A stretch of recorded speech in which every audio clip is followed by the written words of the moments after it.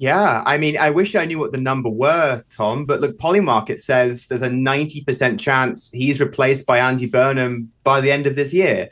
It's not difficult to get more clear cut than that.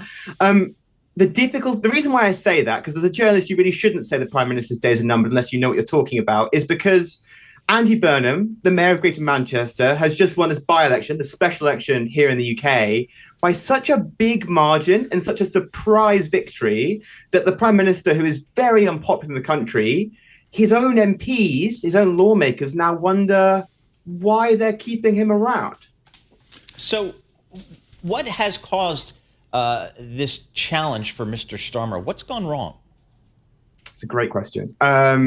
You could answer it a number of ways depending on your politics. You could say the economics have been very difficult. The UK's growth is flatlining. You could say that you might be personally not a fan of Starmer. He's very, very unpopular. It's been the fastest slide in the polls of any prime minister in modern UK history.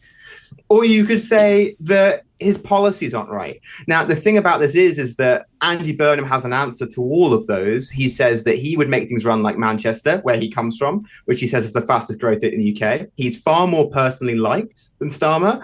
And also he's seen as bringing in this kind of new wave of left-wing Labour voices. Now, the question is has he got the gumption to actually challenge the Prime Minister? And are there other people in the mix? Like, it's not a done deal, but where we stand this morning, I have to say the scale of this by-election victory is massive. I mean, and James, I saw it on, I think it was on Twitter. It was a wonderful detailed YouGov's thing that says there's a lot of regret about Brexit. So the Conservatives are basically dead, except south of Aberdeen. The Reform Party, Farage, is there. There's a group to the far right of the Reform Party. I get all that. But is it just basically a nation with great regret over Brexit? Is that the backstory? Not quite. I mean, it's interesting you point it out like that, because what has been fascinating about this election is we've been talking over here about the end of two-party politics. Like this idea, as you were saying, that Labour and the Conservatives, the traditional two parties, are no longer the sort of main parties of UK politics anymore. There are five. There are Reform, the Greens, the Liberal Democrats as well.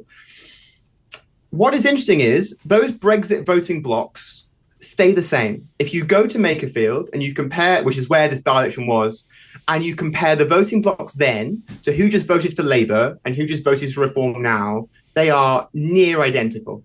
And all that is happening is they are reforming around different names. So although we have polls showing there is some regret about Brexit and that moods are slightly shifting, when it comes to electoral politics, the split that Brexit drove to UK society is still 10 years on, showing up in behind what parties they're backing.